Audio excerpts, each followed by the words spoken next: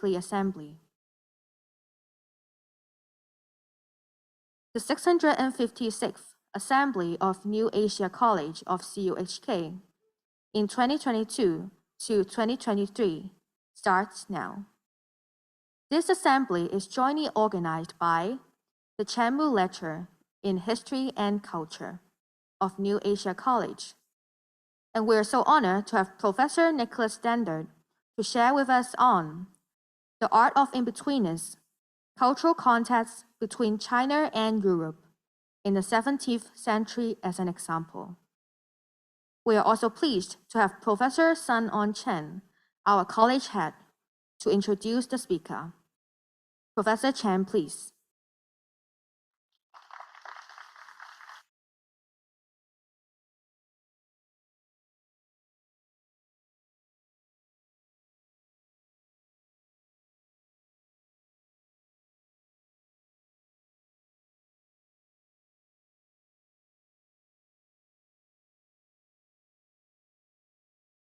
Professor Standaert, dear guests, students, today's lecture is the second lecture of the 34th Chanmu Lecture in History and Culture.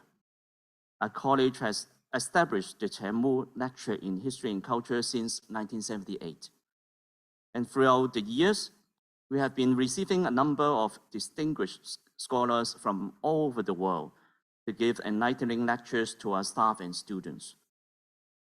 On behalf of the college, I would like to welcome today's speaker, Professor Nicolas Standaert.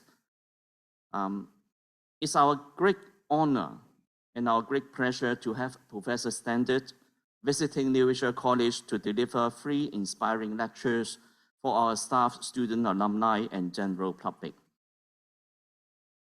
Now, Nicolas is actually the head of Sinology Department at the University of Leuven, Belgium. He's a sinologist specializing in the international exchange, intercultural exchange between China and Europe during the 17th and 18th centuries. He received tertiary education at various institutions in the East and in the West. Sinology at the University of Leuven, the Netherlands, Chinese philosophy and history at Fudan University, Shanghai, and Western philosophy and theology at Saint-Sauveur, Paris, and theology at Fujian University, Taipei. He was also a researcher at China News Analysis, Hong Kong from 1990 to 1992, and visiting scholar at Sun Yat-sen University, Guangzhou in 2018. His works are well recognized, and he has been a member of the Royal Academy of Sciences and Arts of Belgium since 2003. Professor Standaert is the author of more than 10 books, am I right? Of which several were translated into Chinese. And he's also the initiator and co-author of 4 series of Chinese primary sources. He is co-editor of the Chinese Christian Text database, which is a research database of primary and secondary sources concerning the cultural context between China and Europe in the 17th and 18th centuries. Today's lecture, he will focus on the cultural contact between China and Europe in the 17th and 18th centuries. Without further ado, let me pass the time to Professor Standaert to deliver the lecture today. Thank you so much.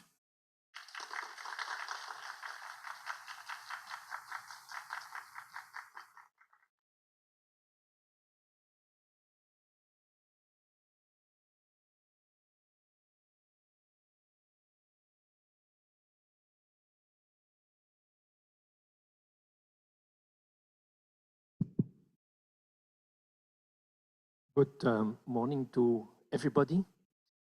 Thank you to Professor Chan for the very nice introductory words. Welcome to the audience, and especially welcome to the students I know how difficult it is for students to attend quite a number of lectures. Some are interesting, others are less interesting. So you want to chat and you want to do other things. I will try my best to convince you and to also hopefully listen a little bit to what I would like to transmit to you. The first time I came to Hong Kong was in 1982. I think most of the people in the audience were not even born. So it's a long history that I have with this university. And in fact, the title of the presentation is partly inspired by one professor here at the university, Professor Long, who has stressed a lot the idea of in-betweenness.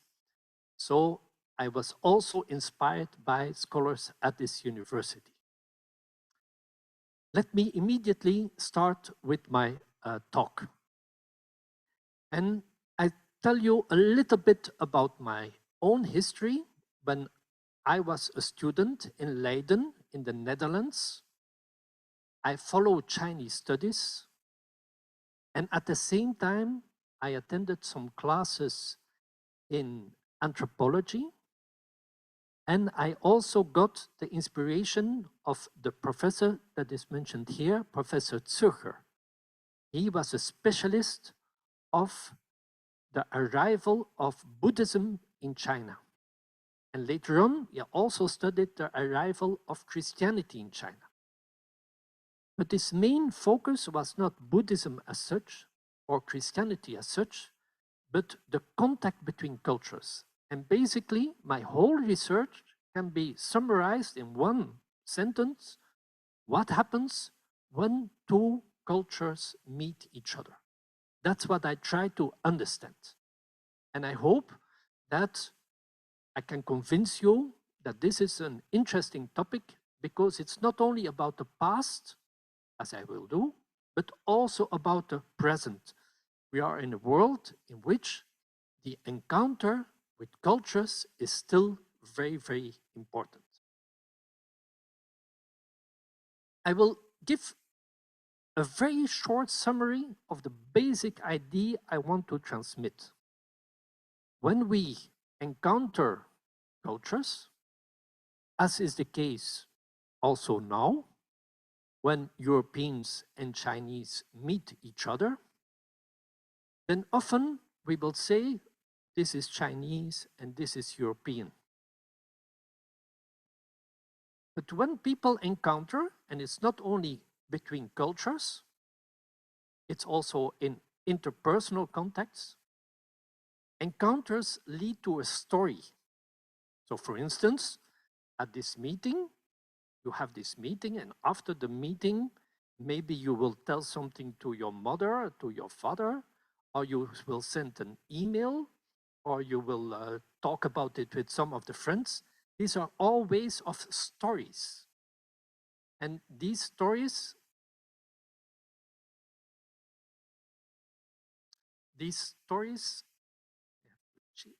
here, they are the result of an encounter, and they express themselves in texts, in images, in artifacts, in buildings, also in rituals and communities.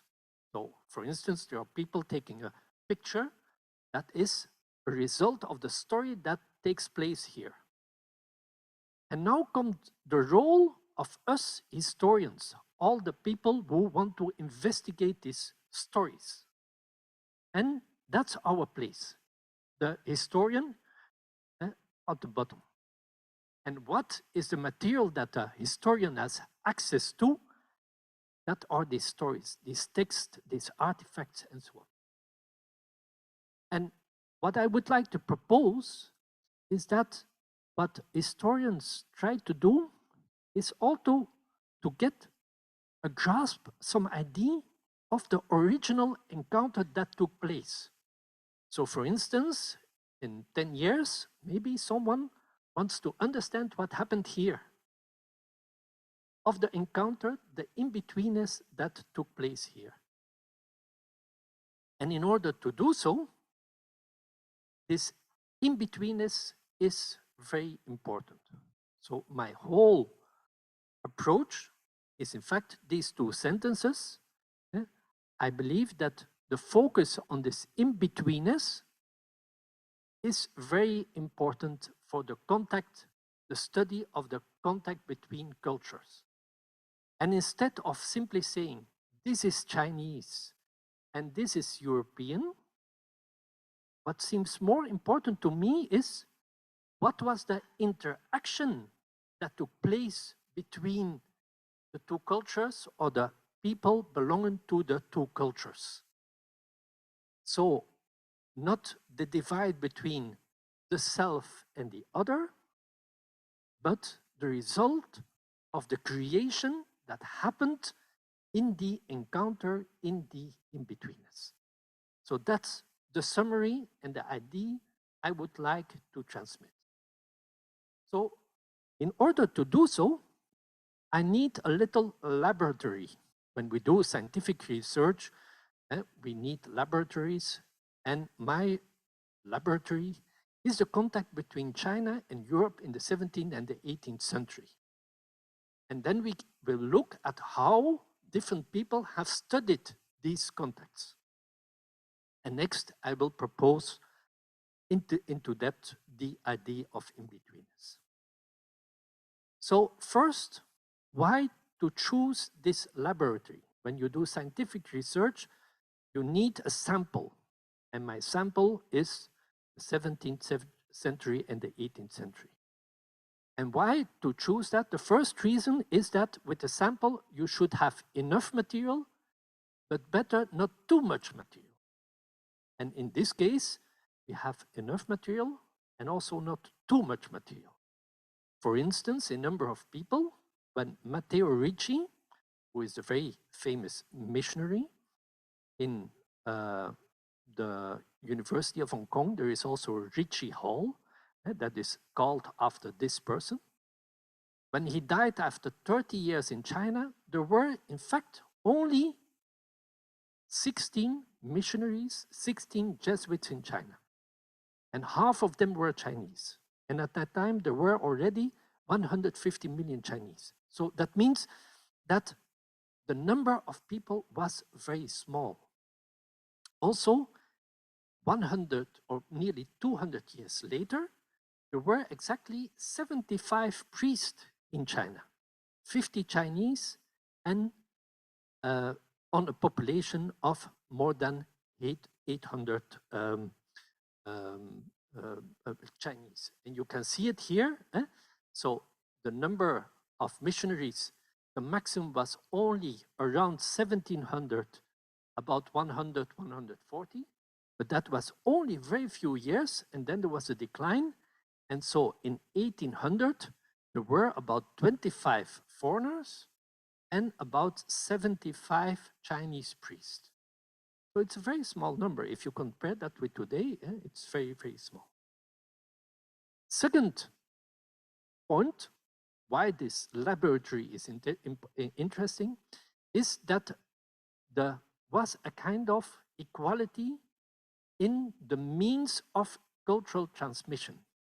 When you talk about transmission of culture, one of the important things is, for instance, printing. If there is printing in a certain culture or not, or education. And at that time, China had a well-developed education system, and Europe also. So this is different from the encounter of Europeans with, for instance, Latin America or India or even the Philippines. And also, when they arrived in China, the missionaries, they did not have to import printing. There was already a very well-developed printing system in China, and the missionaries like Ricci praised this printing and said it's cheaper, it's faster, and it's very well developed. This is something that I have to teach to Europeans. This is something what you all know. When I ask to Europeans, when was printing invented, they will all say it's Gutenberg. But now, as you all know, this Jingguanjing, the oldest text that is in the British Library, is from 868. And you have to look at the years.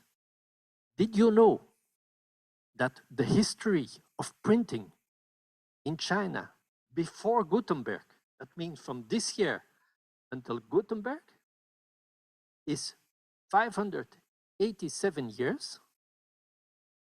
And that is still longer than the history of the printing since Gutenberg until today, which is 568 years.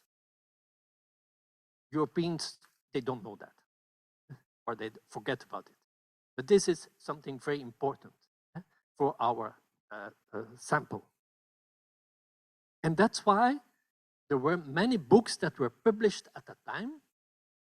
And one of the advantages was also that these books, there was no pre-printing censorship. Books in Europe were censored by the state and by the church. But when the missionaries came in China, there was no Buddhist censorship, there was no Confucian censorship, at least not pre-printing. So they could immediately publish what they wanted. What else? There was also third characteristic that the Chinese occupied the dominant position. In most of the countries, for instance, in Latin America or in India, people, the missionaries, were using Portuguese or Spanish. But in China, they had to use Chinese. So that was really the language of communication. And another aspect, and that was called by Zürcher, there was a kind of cultural imperative. What does it mean, cultural imperative? That means you have to adapt to the local rituals.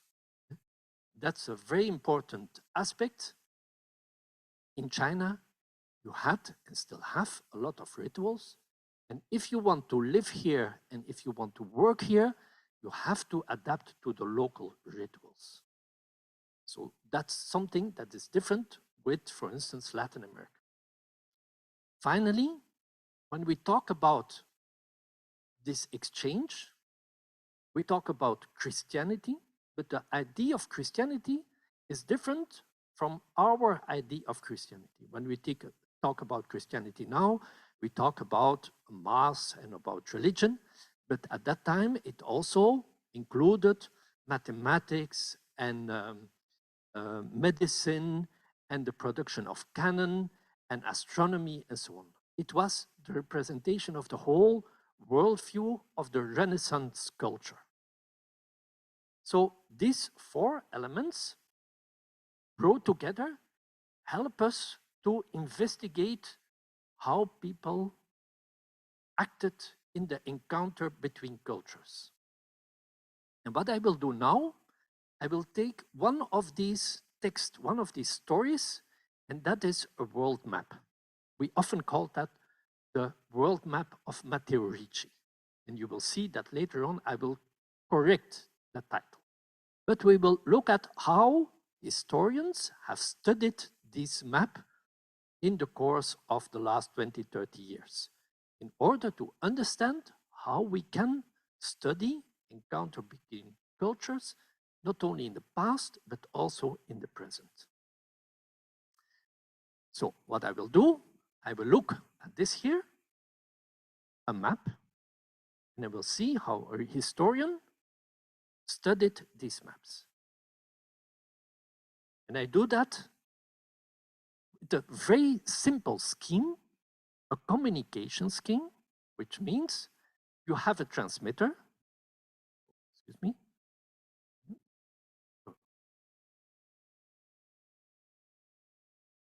You have a transmitter.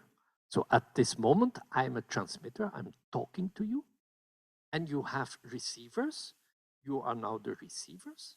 And I transmit a message to you. And what is our role is to look at the observer, the historian, how he or she looks at this study of the map of region. And I will present 4 schemes: transmission, reception, invention, and interaction. So let us start with the first.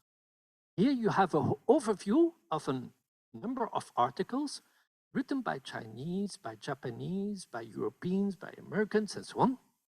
And they have all discussed this map. Let us look at what is the title of their article. First, we can see that the focus is on Matteo Ricci. Second point is that they are interested in the contribution, the influence of this map on China and on the Chinese.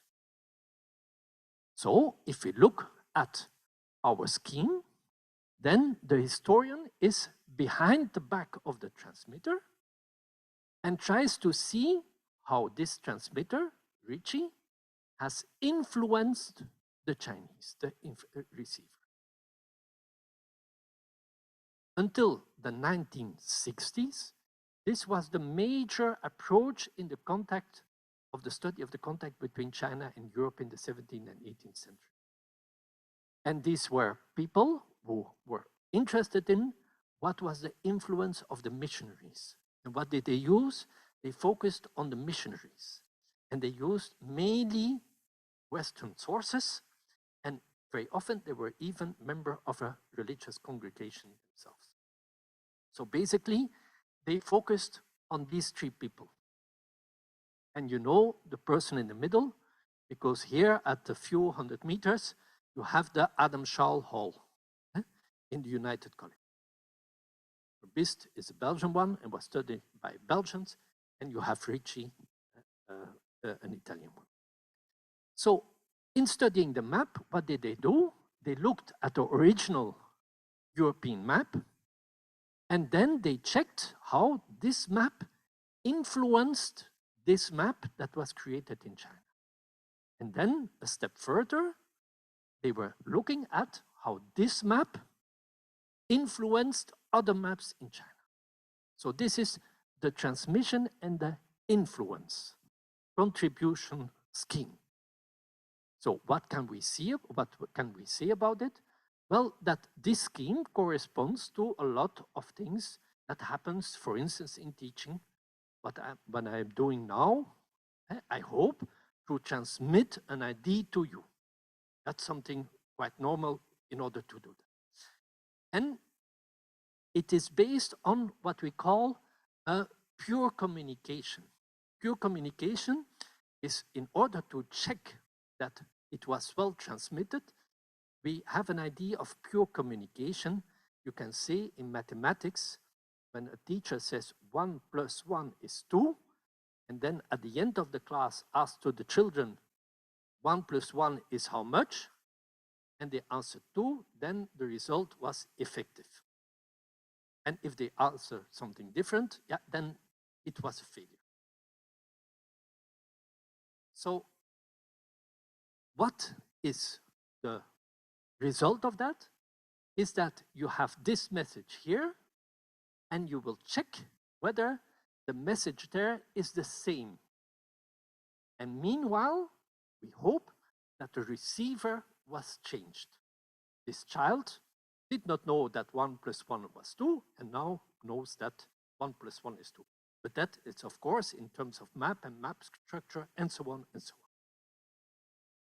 Now, this is an interesting approach, but there are also some difficulties.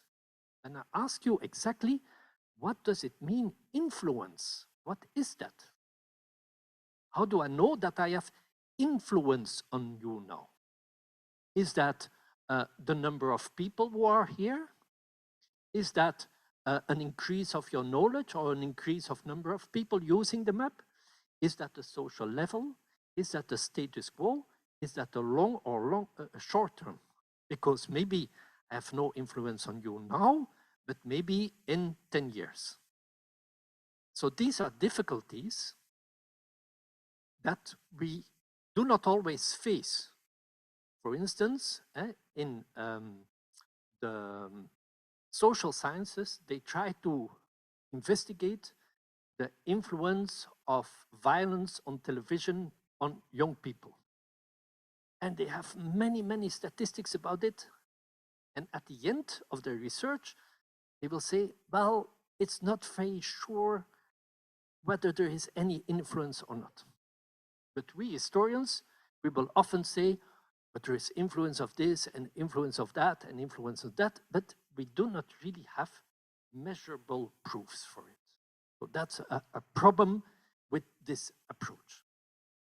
So let me now move to the second way in studying this map, and that's the reception method. And in the reception method, let us now look at this text here. And here you see that the subject has changed. It's no longer Matthieu-Ricci, it's Chinese. The Chinese responses, the Chinese cartography. And the author speaks about his responses, about the reaction of the Chinese. So we are in a different scheme because now the historian, and I have to move here, is on the back of the receiver. The historian tries to see how the receiver has received this information.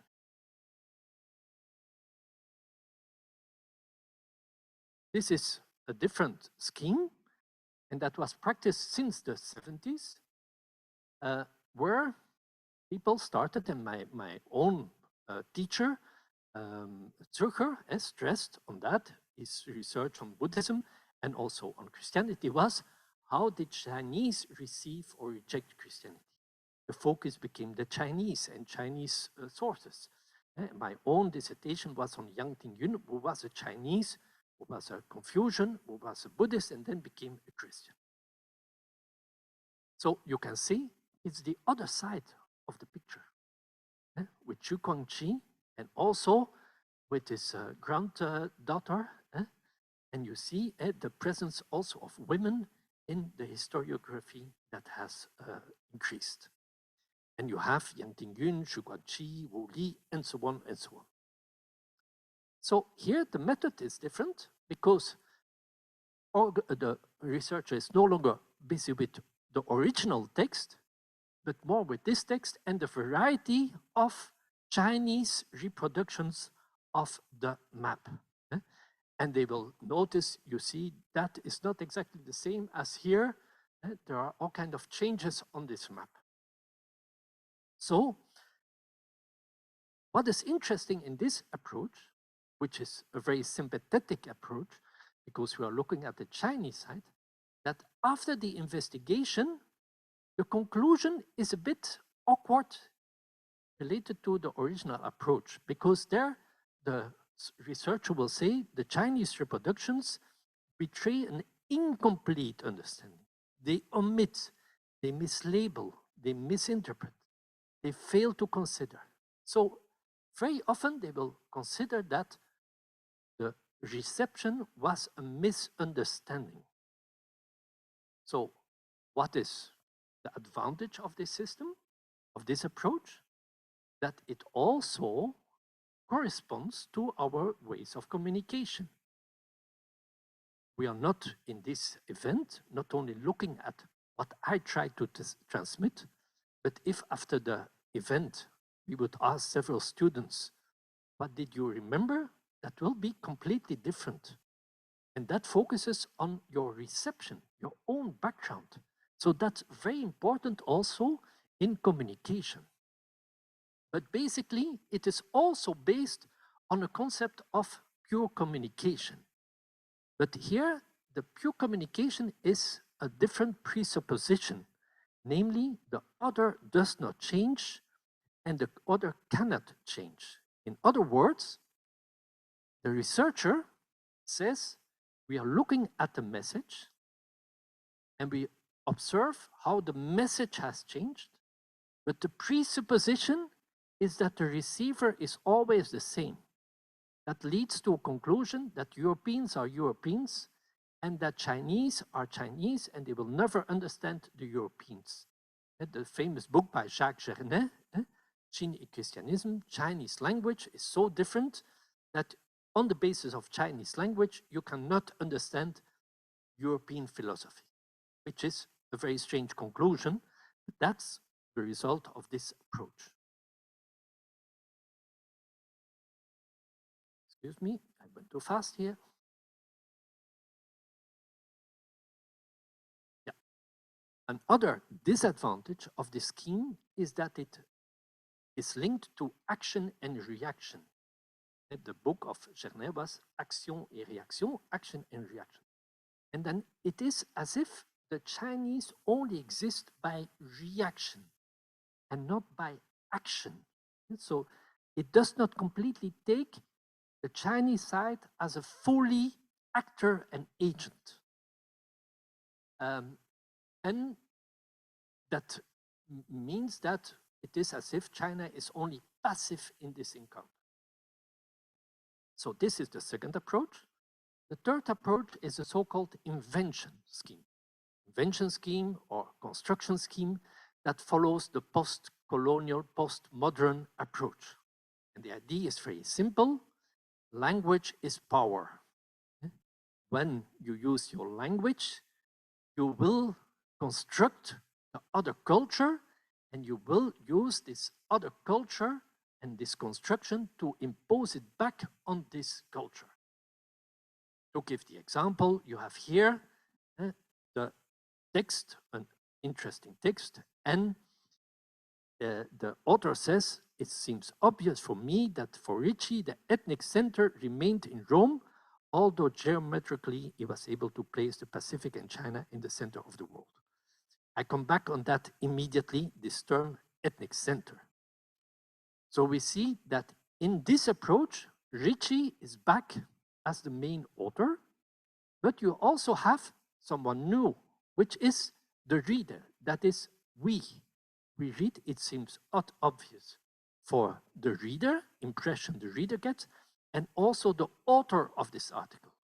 It seems obvious for me. So this is the so-called colonization of the space. And it is linked to a locus of enunciation, that means the place from where you enunciate your statement.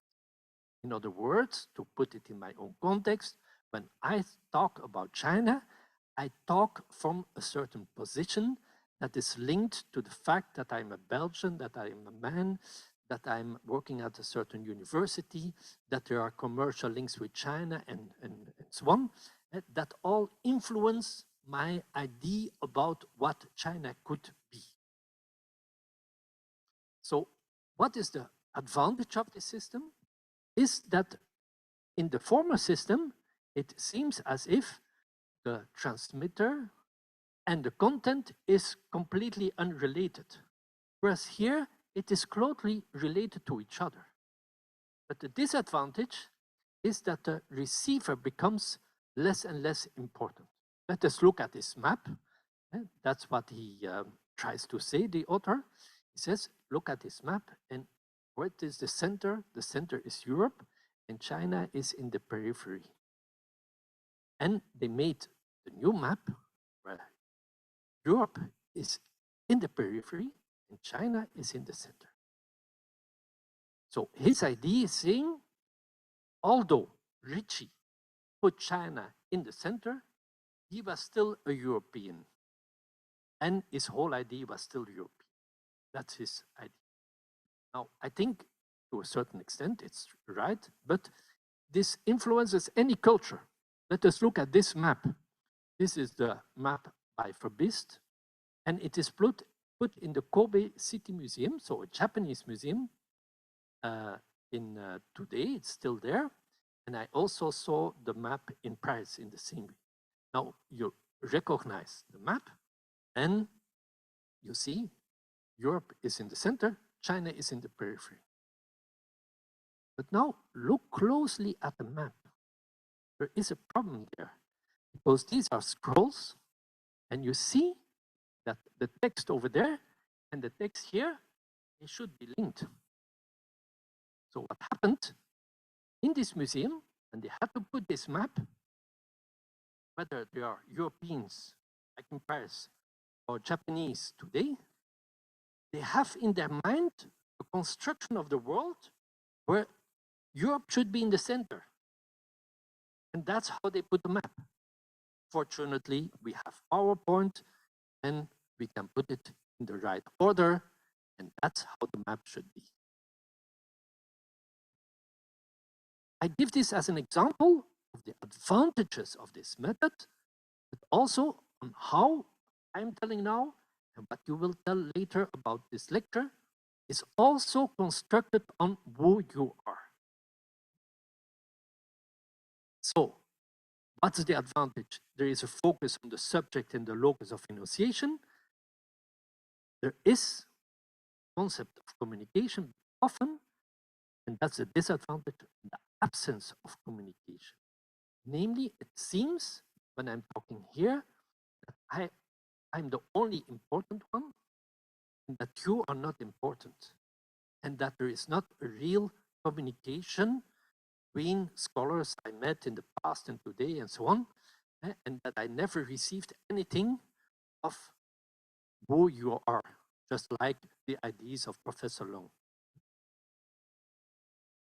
So this becomes important, and that is basically put between brackets. Moreover, there is a kind of static, dynamic concept of the absence of this dynamic concept.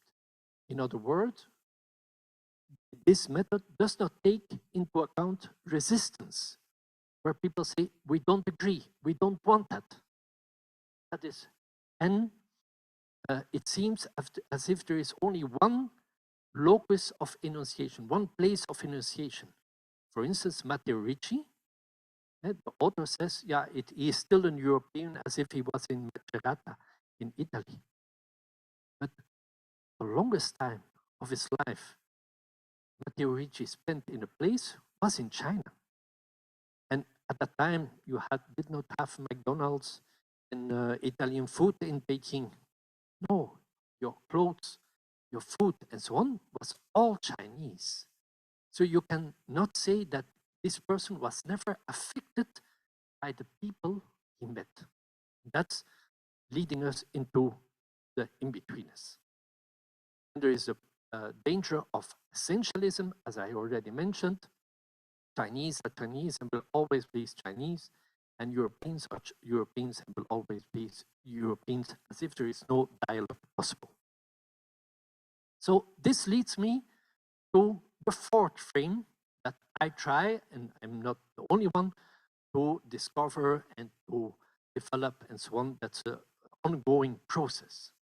And that's interaction with a special stress on in-betweenness. So one way of interaction, could you say, we turn everything around. We are not only looking at what was transferred from Europe to China, but also from China to Europe. We could also look at the European reception of Chinese ideas. We could also see on the Chinese invention of Europe. That's one way of approaching. But I think we can go a step further, and that is based on difficult word, the word alterity. How do we relate to the other? And here I will have 2 minutes of philosophy. The whole question is, are we first ourselves and then we encounter the other? Or do we come from a relationship with the other and then discover ourselves as a self? As you know, about 10 years ago in the world, we had an enormous invention, namely selfie. I think you can all take a selfie. I'm not used to taking a selfie. I hardly use a mobile. But what is typical of a selfie and why is this an enormous invention? Because more or less the first time in history we say we do not need the other to take a picture of ourselves. And before, we always needed the other to take a picture of ourselves. So we discover ourselves only through the other. And so that's a basic idea, that the identity of the self, who I am, is not only the production of what I think I should be, it is also shaped by the other and emerges from the encounter with the other. We come from an encounter. We are born from an encounter. We were first in the womb of our mother before we became ourselves. And constantly we are shaped by others. As students, you encounter other students and they say, you are like that and you do that, and then you discover yourself. And that's a basic principle. In order to understand, if we agree with this statement, then this applies also to intercultural contacts.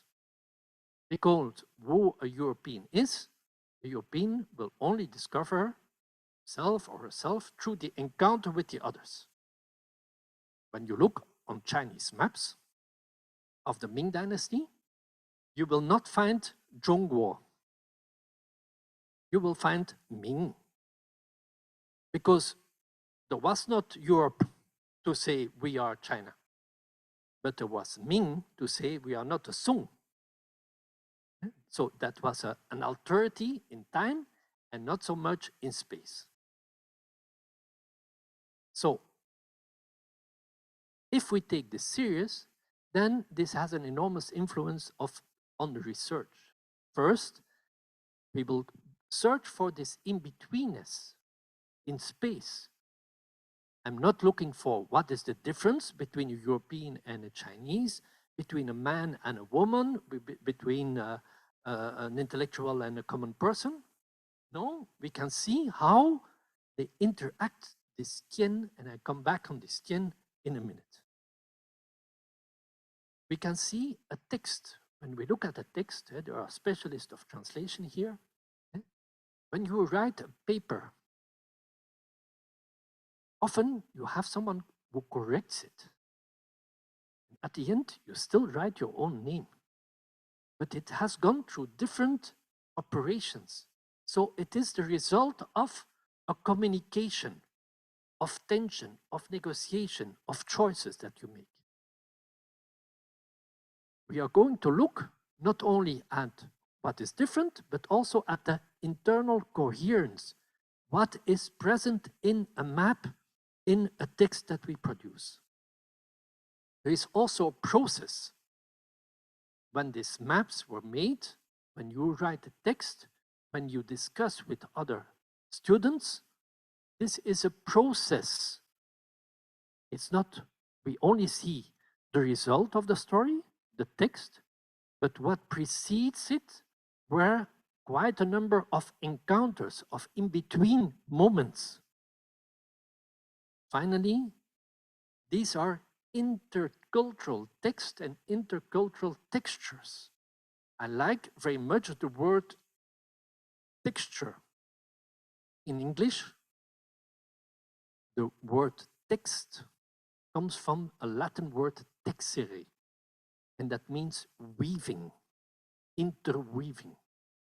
And it's very nice to see that in Chinese, it's the same, because the character qing is also the qing of weaving. The word that we use for classics is also weaving. So in the European and in the Chinese tradition, texts are considered something as weaving.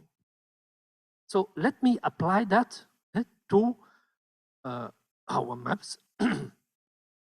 So when you see this picture of the 17th century, they are weaving.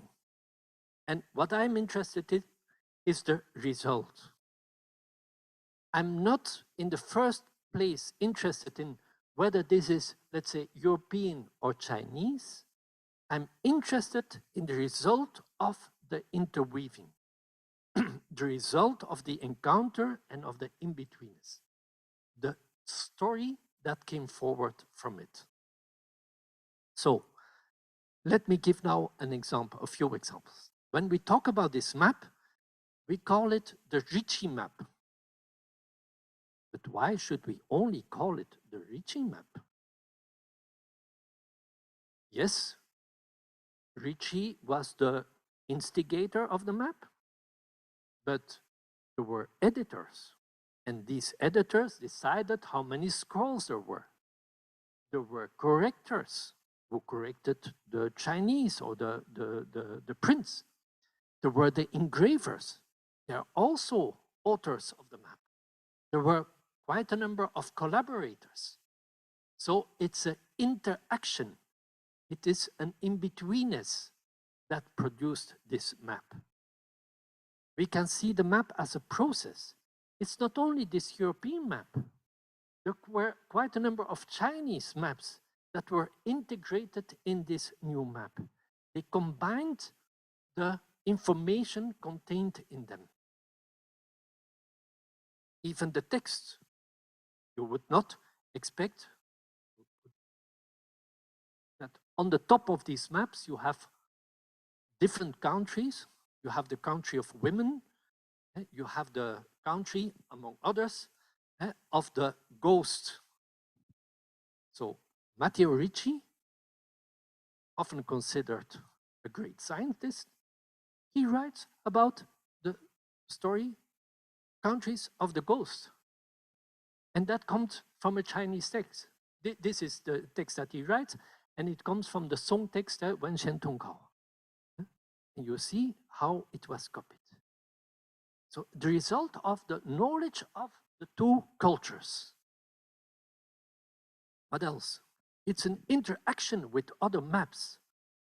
We can look at it, and it's not only this map, but there is a whole interaction between the maps that were produced. What else? These maps appear in some books, for instance, in the Sancai Tuhui. And they interact with all kinds of different knowledge. Knowledge about birds, about Go play, about medicine, about history. It interacts, this map, with other knowledge. It's not only isolated as a map. Finally, there is also a dialogue in the space. You can see here this map, and there is all over, there are texts. And these texts are prefaces, not only on the side, but prefaces on the map, the empty spaces on the map. And these prefaces are in dialogue with each other. These are Chinese discussing the content of the map. And they say, is that possible? And how does it relate to our own knowledge about the maps? So they enter into a dialogue, and you can see that's another way than saying this map is a transmission of knowledge, or reception of knowledge, or an invention. No, this map creates a space in which a dialogue can take place.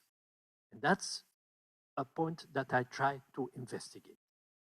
So now, in the final part of my talk, I will focus on a few more ideas about this in-betweenness. And so the major question that I try to, not to solve, but to investigate is, you have, for instance, Xu Guangqi and Ricci, they met each other. That's how we started the maps, because Ricci had a map in his room, and Xu Guangqi entered and he said, oh, what is this? It's a map, and you have the lines. What are these lines? These lines is geometrical constructions. Oh, how can I learn that? And then Ricci said, well, I will order the books, and he sent a letter back to Rome, and that takes 3 years, and then 3 years back. So after 5 or 6 years, he gets the books, and then he starts to translate that together with Xu Guangqi. You see these small encounters to what it leads. And so what happened between them? So this idea of betweenness, that's the core focus that you find there. And it is partly also related, as I mentioned, to the work of Professor Leung. So it's the interaction in the space between the other and the self. And you find that with other authors, for instance, this Japanese author who also worked on this idea. He went to Europe in the 30s, and he was also critical of Heidegger. But what I find so interesting in what he's saying is that some of the basic ideas, such as space, time, world, human society, in Chinese, it's all with this character Tian. So that means somewhere that this word is very, very important in Chinese culture. You also have Tie, or you also have Shi. So the Japanese scholarship and Chinese scholarship pays attention to this Tian. And that's some of the points that inspires me most with Chinese culture. I made a study of the dances. And in the study of the dances, in the Chinese ritual dances, in fact, when we talk about dances, and I would ask you what are dances, then you will say it's movement. But the most important thing in Chinese dances are the in-between moments that there is no movement. So there is a standstill.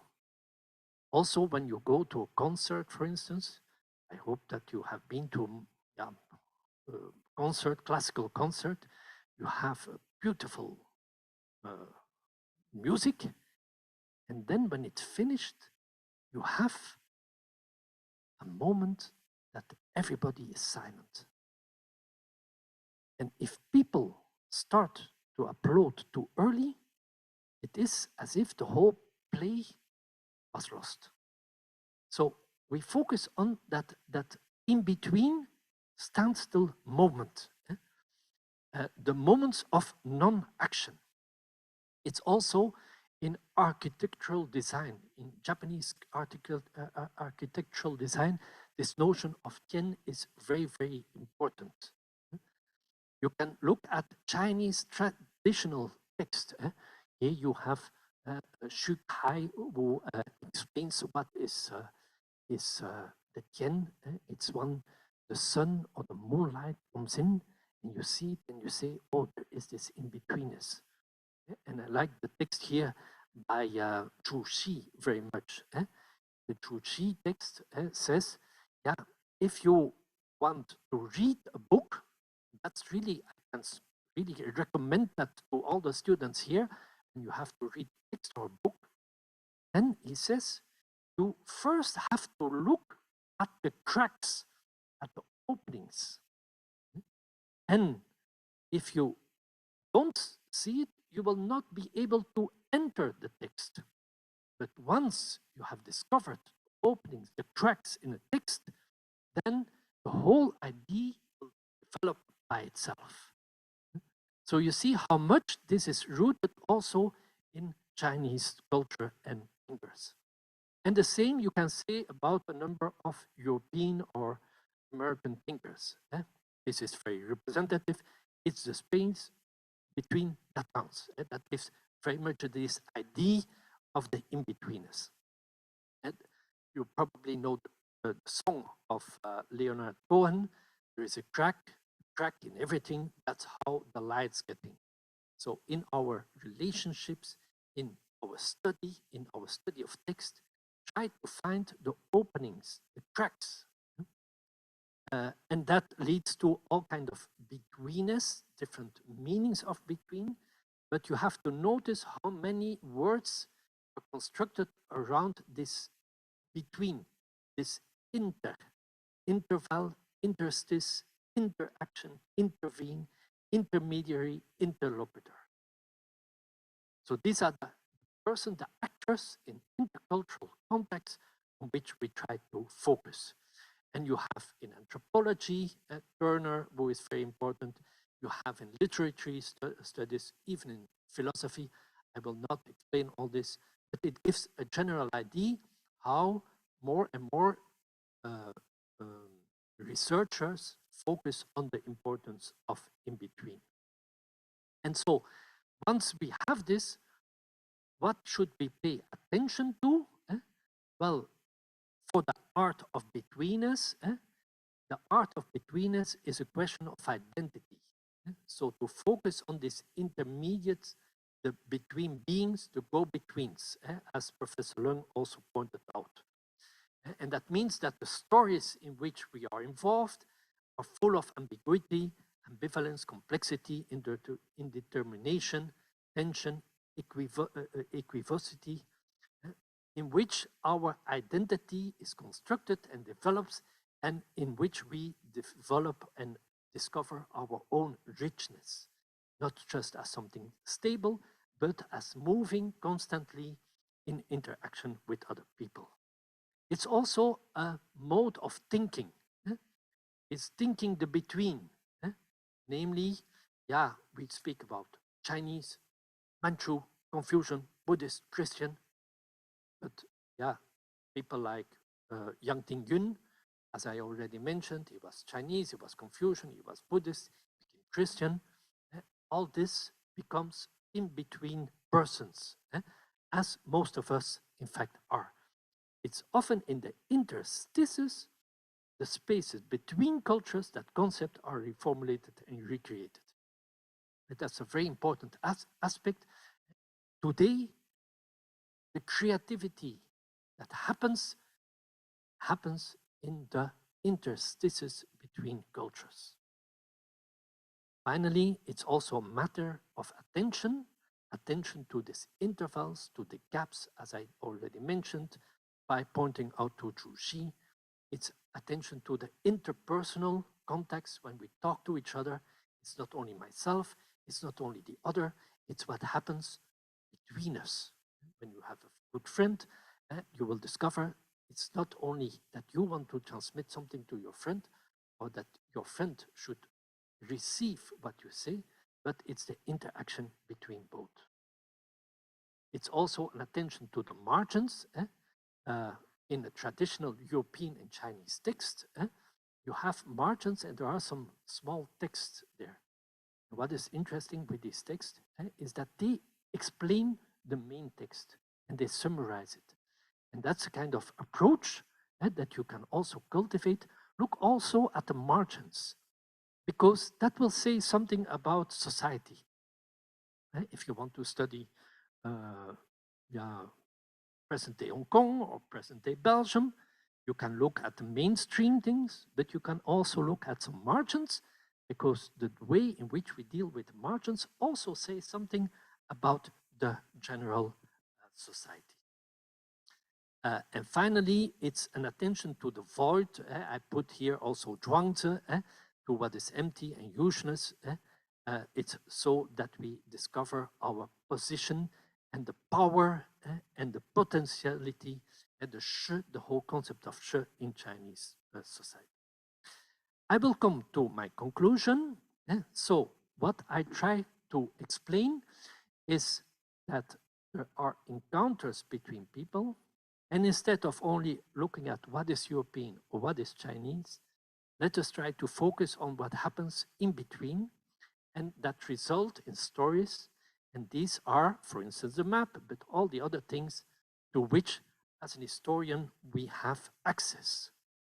But the historian tried to understand what was this original in-betweenness. That's what I tried to do already with several of my publications, the interweaving of rituals, the book on the rights controversy, also the intercultural weaving of historical texts. Some of them have been translated into Chinese. And I end with two pictures where you see this kind of encounters and the interaction. You can see here that there is an encounter between an angel and Mary, and here you have the same scene. This is transformed into Chinese, in which you see in this picture the result of this interaction.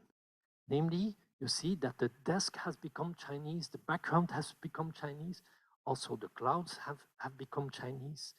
And there is, very nicely, the space in between, which is typical of Chinese design, that opens up the space to the back. And you also have the transformation of the angel into a dove or a bird. And here you have another example of this kind of encounters. Here's Mary and Elizabeth, and they are transformed there. And these Zacharias and Joseph, they are transformed there. And the horse is put in the front. You can see what happens, in fact, when you look at this picture. There's a lot of movement in this picture as well, because when you see the horse here, a beautiful horse, then you say, oh, they just arrived. We have to pause a moment. So pause is a kind of in-betweenness. And then you move here and you look at the gate and you want to enter the gate. And then you follow with your mind and you have a first encounter here. And you can meditate this encounter. And then you have a second encounter. And then again, you can leave the picture by the openness at the back. So, another example of interweaving, there were this kind of vestments made in China at that time and sent to Europe.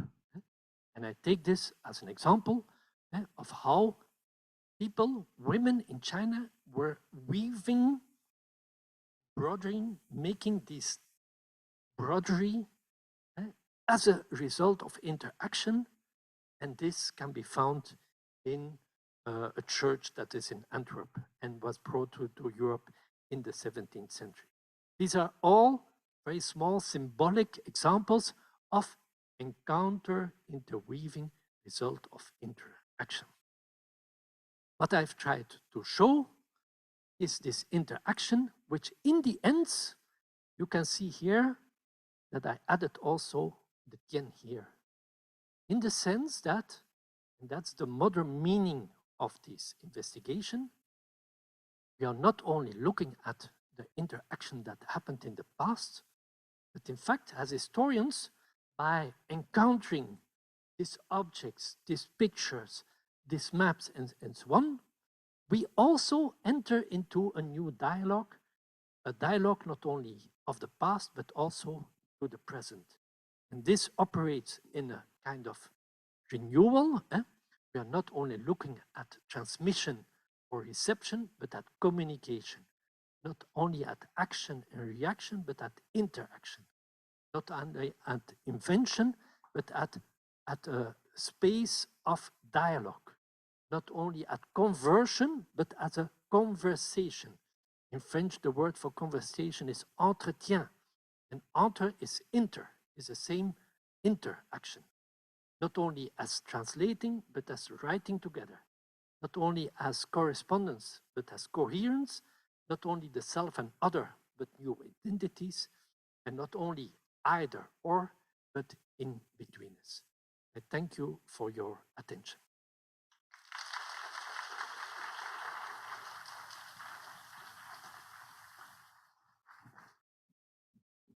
Let us again express our gratitude to Professor Standaert for his wonderful lecture.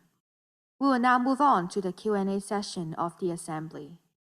May we invite Professor Wing Kim Puk to moderate the Q&A session. Professor Puk, please. Please feel free to have questions for Professor Standaert.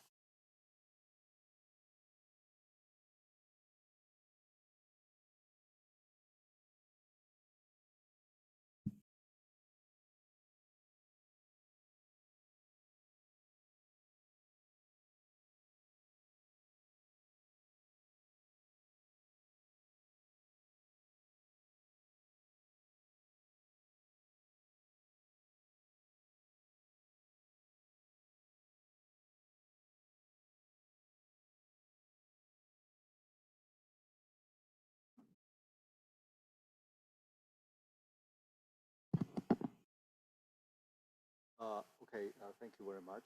I feel greatly honored that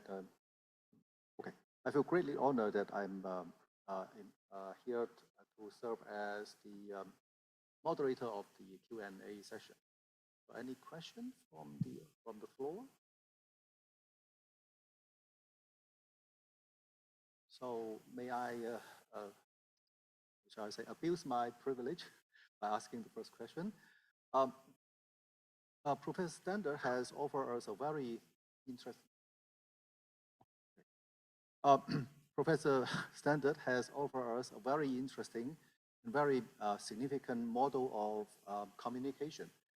So I hope that this will be the future ways of communication between among different cultures and societies and communities.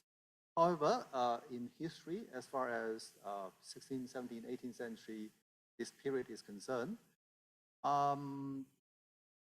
if you are asked this question, how would you summarize the Sino-Western cultural interaction?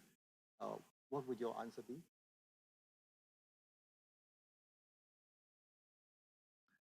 I think there would not be one answer. It would be multiple sides of answers, also depending on from which perspective you look at it. And that's what I tried to explain also, namely, from which position are we looking at it as an historian? We can investigate this interaction as how effective European knowledge was transmitted to China. But we can also investigate all the different ways of reception. Reception can also be reaction and rejection, because there were also anti-Christian or anti-European movements. That is also part of it. But I didn't explain it here. Here, by focusing on the map, the risk is that we consider this mainly as a scientific or a transmission of knowledge, but you also have different layers in society. And one of the points that I stressed in my own research was also the ritual research. Because in Chinese culture, what is so important are the rituals. And that's why I wrote a book on funeral rituals. And also this book on the rights controversy, where I didn't look at the European side of the story, but at the Chinese side of the story, the Chinese voices. And these Chinese voices include local communities. So in that book, you will find the list of names of people who wrote letters in the 17th century to the Pope in Rome.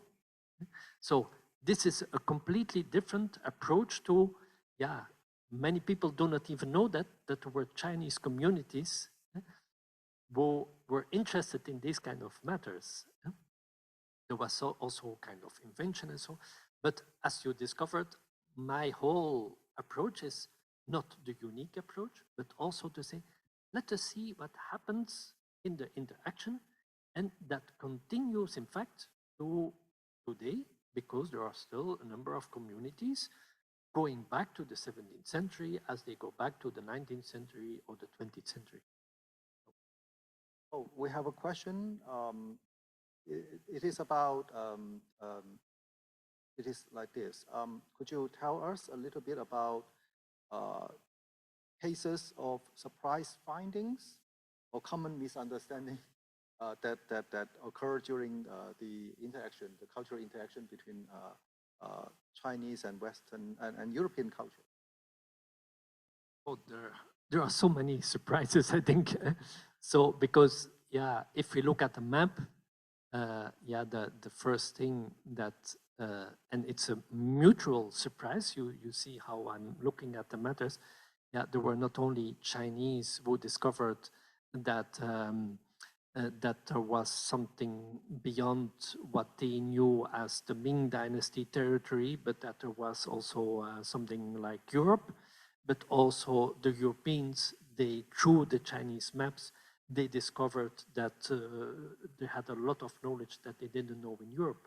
I think one of the other surprises for Europeans, they come to China and they have in their mind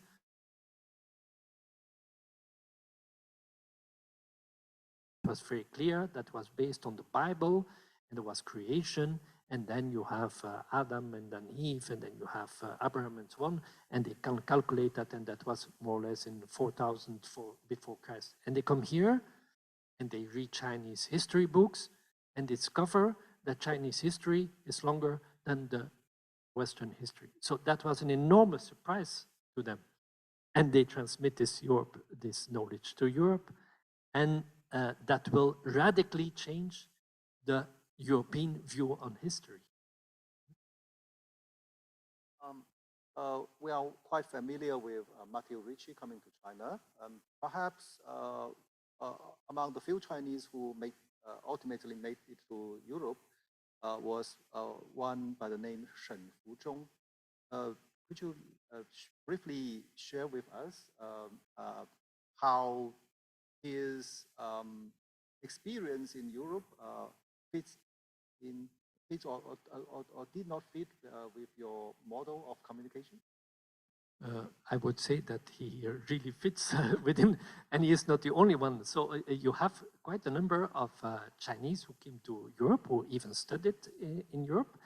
You have Chen Fuzhong, but for instance, yesterday I had my talk on the Gazette, and in fact there were some Chinese who were studying in Europe for at least 7 or 8 years, and then before returning to China, the state minister of France said, well, I will organize for you a trip through France for 1 year to investigate the local industry, the local food production, and so on. And then you go to China and you will report about the same topics to Europe. So this was the type of exchange that already took place at that time. Of course, these were small numbers of people, just as the small numbers of missionaries that were here. But this exchange was quite extensive, and they wrote letters to Europe that then were published in Europe. There is a question about telling the difference between rejection and disregarding. So maybe I can slightly modify this question by adding a historical dimension there. We know that there was a scholar by the name Yang Guangxian who famously said that I would rather China had no good calendar than China having the existence of Westerners. 宁使中国无好历法，不可使中国有西洋人. And some said that he has this very radical opinion because he was Muslim. Any comment on this widely circulated, shall I say, impression? Yeah, well, I think this is one of the possibilities. So in this case, it was a clear case of rejection, and it's not a case of what was the other word that was used? Disregarding. Disregarding is that you are simply not interested in it and that you don't talk about it. Let us say the disregarding was the majority of the people, because this was a small group of people, so most of them simply disregarded them, which is one way of interaction or non-interaction. But this was one of the opinions, like Yang Guangxian. But you also had other Chinese working in the Bureau of Astronomical Bureau who actively promoted it. Xu Guangqi, he had this major project of calendar reform. So you have, and I think that's part of the interaction, that you have various reactions, including rejection. So following this line of inquiry, perhaps we could say that in spite of all this kind and careful consideration about communication, ultimately there are ubi, there are center of city of where the center of knowledge or power or culture is supposed to be. So in the Latin, there is this ubi, and in Chinese, there is this 中国. So there naturally is the problem of tension. And that perhaps also explains how and why the Christianity was ultimately rejected in the 18th century, and also why the Roman Catholic Church did not allow a kind of flexibility. So would you say that of these four frameworks that you propose, ultimately it was the receptionist model framework that is to be prevailing? Well, let's say in terms of history writing, it's certainly the transmission that is history writing, and because these are schemes of history writing that is prevailing, namely scholars even today would try to find the influence of the West on China. But yeah, I think there is this variety of actions, and yeah, was Christianity or science influential in the 17th and 18th century? As you noticed, I think that these are interesting questions, but these are not my primary research questions, because then I come, what does it really mean? Of course, we can say that the fields that were more or less let's say, shared, I put it in another way. At the end of the 18th century, all major mathematicians, so-called mathematicians and astronomers in China knew about Western mathematics. Whereas in medicine, anatomy was not used. Most of these texts were manuscripts. And the other field at the end of the 17th century is ballistics, the cannon. These were the major points. But then if you look at Christianity, on one hand, and that's what I pointed out, you can say, was it widespread? No, it was not widespread. But they established communities that still exist today. So on a long term, there is a link that can be made. And that's all over in the world that this happens. I think there are still some questions. Someone on the floor? Someone from the floor, there's a question. Professor Standaert, I have a question for you concerning your paradigm of the arts of in-betweenness, because the topic of your talk concerns two polities that are very distinct, China and Europe. If we were to consider two polities that have become united, then how useful would this paradigm be in our understanding for these two different polities? I'll give you an example. For instance, how do we compare England and Scotland before the Treaty of the Union was signed? Thank you. I think that's certainly one of the disadvantages of my approach that I adopt to, let's say, cultures that did not have that much contact at that time, and where there is a real encounter that happened. I mean, a new encounter that happened, and from which point you can discover all kinds of differences. So that in terms of a laboratory, this makes things a little bit more clear. I'm not so much acquainted with what you mentioned, I mean, the historical point of Scotland and England. But if I look at my own country, where we have three different cultures in a very small territory, these points also are still valid today, because on one hand, we tend to essentialize and we say, yeah, but these are Flemish and these are Walloons and they speak a different language and they cannot understand each other and so on. And on the other hand, we have the whole encounter, and we have the same country, and we have the same parliament, and so on and so on.